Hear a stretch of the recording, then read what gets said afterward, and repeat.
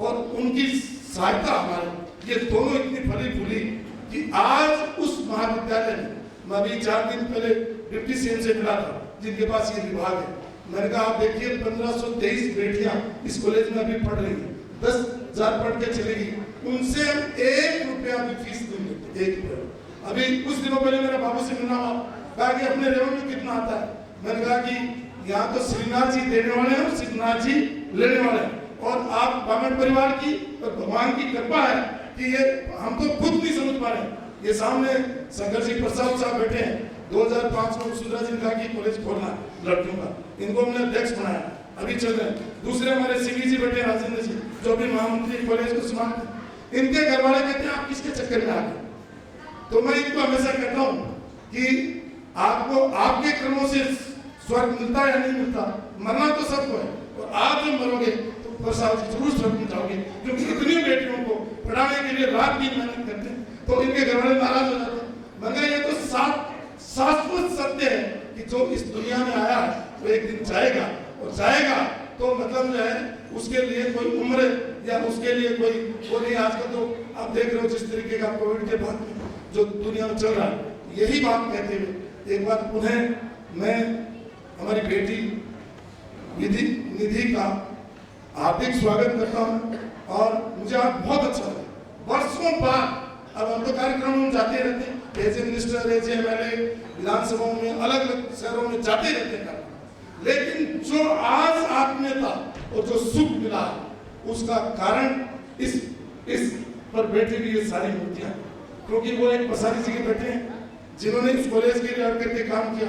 तो अभी मैं प्रसाद जी को कह रहा था अपन भी चलते हैं राजगोपाल जी के घर, और जाकर के अपन जैसे माता जी और पिताजी अड़े थे अपन भी कल जाकर के अड़ जाएंगे। तो मैंने इनको कहा कि कल का हमारे को बताओ टाइम क्या है, और इसी तरीके से मल्लाव जी और तिवारी जी ये काम करते रहते हैं, और इनकी पूरी टीम को मैं बधाई देना चाहता हूँ।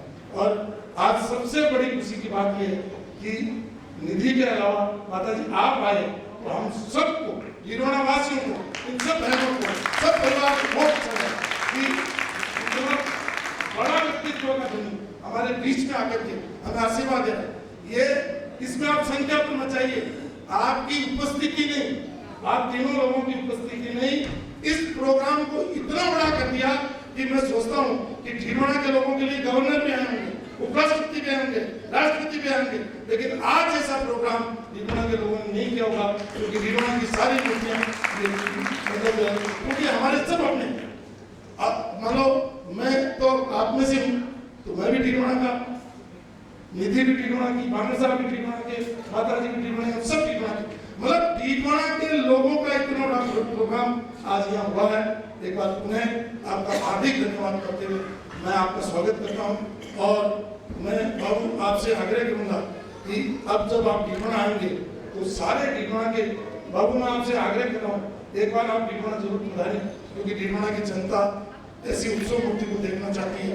इनको कॉलेज के सामने से जाते हैं तो लोग मुझे पूछते हैं कि ढीलवाड़ा को राष्ट्रपति भवन बनाया, इतना बड़ा भवन बना करके आपने दिया, उसके लिए आपका बहुत बहुत आभार। और आपको भी प्रसादी जी, आपके माता पिता ऐसे संस्कारवान बेटे पैदा करके, और आपके माता पिता ने बहुत काम किया, इसलिए उनका भी, ये धावाला जी हमारे यहाँ जाते रहते हैं और इतने काम करते हैं।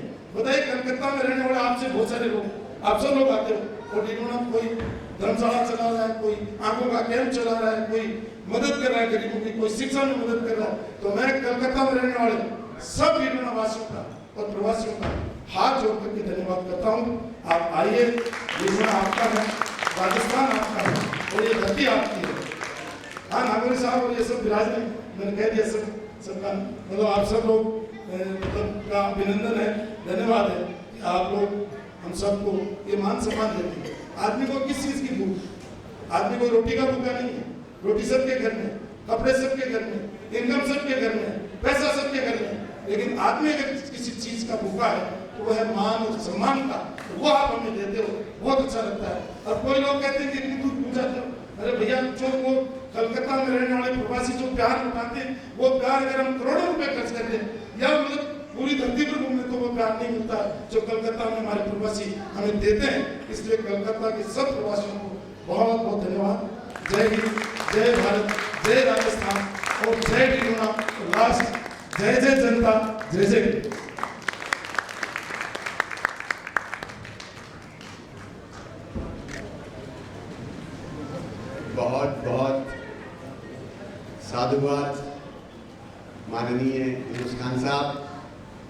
आपका ये जोशीला और प्रेरक उद्बोधन वास्तव में सब में प्रेरणादायक है और हम आपका भी आभार व्यक्त करते हैं कि आपने अपने व्यस्त समय में से और अपना समय निकाल के और हमें उद्बोधन किया। अब ज़्यादा समय नहीं लेते हुए हम आज के डीडवाना गौरव सम्मान की ओर बढ़ते हैं। थोड़ी सी भूमिका मैं इसमें बताना चाहूँगा। डीडवाना गौरव सम्मान की जो परंपरा है वो उसकी संकल्पना वर्ष 2016 में डीडवाना नागरिक सभा के द्वारा की गई और पहला डीडवाना गौरव सम्मान यदि हमने किसी को दिया तो वो हमारे आज के समारोह अध्यक्ष हैं, उनके पिताश्री स्वनाम धन्य बाबू वेणुगोपाल जी बांगर। हमने कहा बाबू यदि हम इस सम्मान का शुरुआत करेंगे तो वह आपसे करेंगे और अंग्रेजी में कहा था well begun is half done. किसी भी कार्यक्रम का शुभारंभ यदि अच्छे तरह से हो जाता है, कोई भी आप प्रोजेक्ट लेते हैं उसका शुभारंभ अच्छा से हो जाता है तो वो कार्यक्रम आधा तो वैसे ही सफल हो जाता है। पर हमने उसका श्री गणेश बाबू वेणुगोपाल जी बांगर को डीडवाना गौरव सम्मान देकर के किया। ये पहला सम्मान हमने 2016 में दिया। 2017 का दूसरा सम्मान डीडवाना के ही डॉक्टर गोपीचंद जी भारुका जो कि कर्नाटका हाईकोर्ट के मुख्य न्यायाधीश के रूप में रिटायर हुए थे, उनका सम्मान हमने किया। 2018 में भारत के मुख्य न्यायाधीश श्रीमान रमेश चंद्र जी लाहौटी वो भी इस मंच पे सम्मान प्राप्त करके और डीडवाना गौरव प्राप्त करके और डीडवाना नागरिक सभा को गौरवान्वित कर चुके हैं। हम लोगों के लिए तो ये बड़ा गौरव का विषय था कि भारत का मुख्य न्यायाधीश हमारे इस मंच को और हमारे इस श्रद्धा भाव को स्वीकार करने के लिए यहाँ पे उपस्थित हुए। तत्पश्चात हमने 2019 में डीडवाना की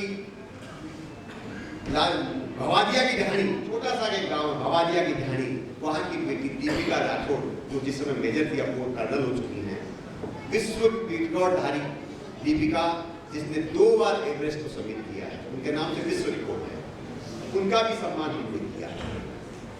और तब से ये जो सम्मान की परंपरा आगे बढ़ी, इसमें कोरोना का भयावह काल आया तो हमने 2 साल इस कार्यक्रम को स्थगित रखना पड़ा।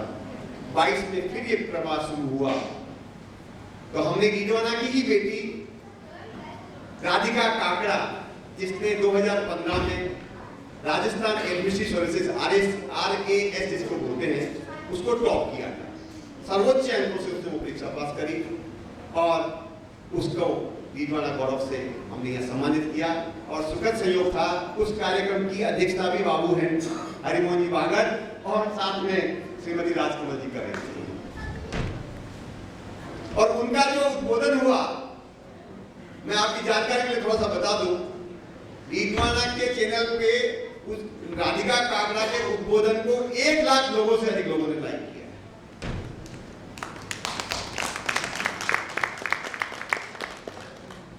2023 में हमने डीडवाना के छोटे से लानोसल के बगल में नाकीपुरा गांव की सुपुत्री हैं सुनीता खोखर, जिन्होंने भारत के चंद्रयान 3 जो मिशन था उसकी वो सदस्य रही हैं और सबसे बड़ा उनका योगदान उसमें था कि जो लैंडर का सेंसर है, सबसे बड़ा पार्ट था उस चंद्रयान को लैंड कराने का और उसमें जो सेंसर लगा है उस सेंसर के इन्वेंशन में उनका बहुत बड़ा योगदान था।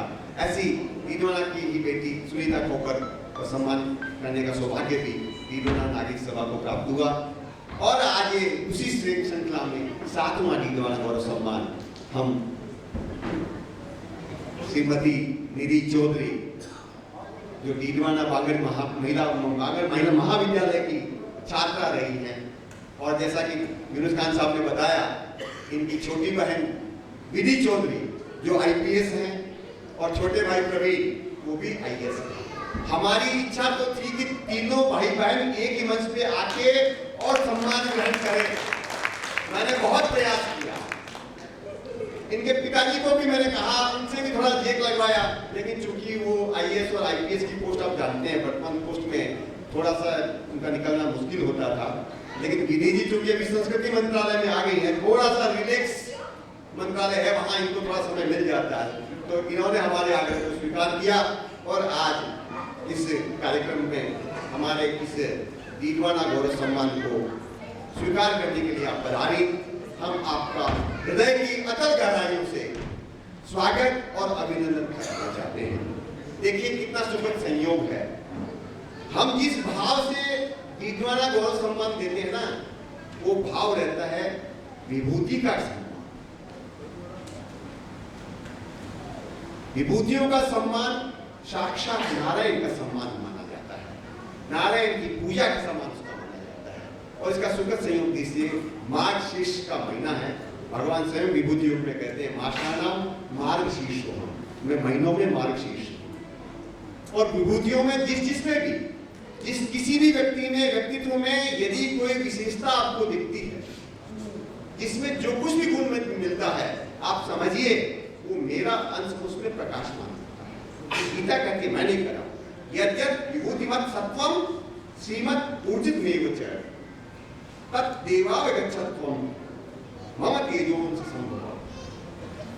मेरे तेज के अंश के बिना किसी को भी सुयोग सफलता अवसर प्राप्त नहीं हो सकता। और जिन्होंने भी अपने जीवन में सफलता का कुछ भी अंश प्राप्त किया है, समझ लीजिए मेरा अंश उसमें प्रकाशित है। वैसे तो सभी में अंश भगवान का नाम का सब में अंश है, लेकिन वो विशेष विभूति अंश है वो उसमें प्रकाशित होता है। हम उसी भाव से आज की उत्सव मूर्ति का सम्मान करने के लिए बढ़ रहे हैं।